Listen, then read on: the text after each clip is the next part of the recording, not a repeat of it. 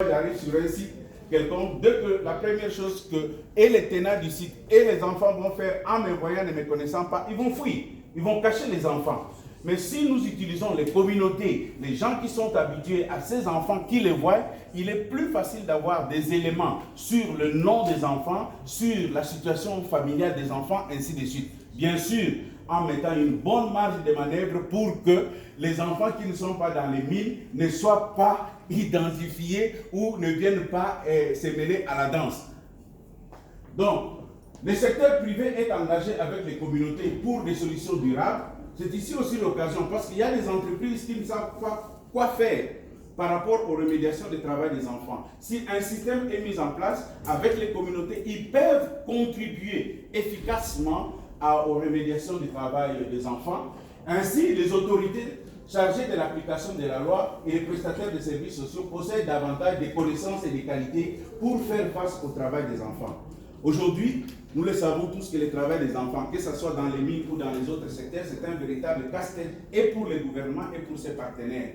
Voilà pourquoi un outil vient pour que tous les efforts soient coordonnés, que l'on se serre le coude et qu'on arrive à mettre fin à ces systèmes. Voilà, comment ça va se faire?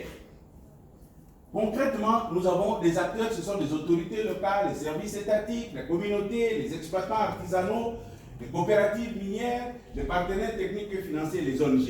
Tout le monde est impliqué.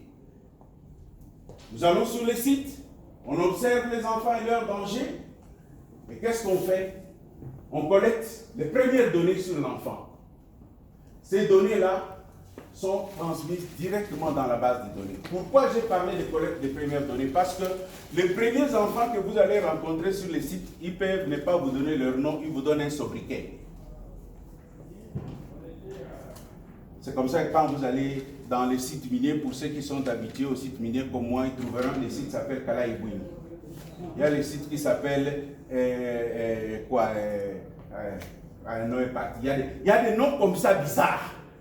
Mais des noms qui existent et les gens sont habitués à ces noms. Et quand vous trouvez les enfants là-bas, comment ils s'appellent? C'est Jojo.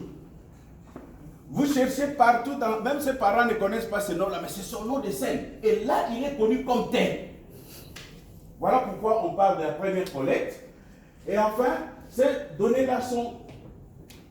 Dès qu'on a les données de l'enfant, les données sont dans la base de données et on doit transmettre ces données de l'enfant-là pour l'orientation.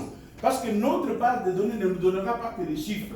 Et notre objectif dans cet outil, ce n'est pas les statistiques.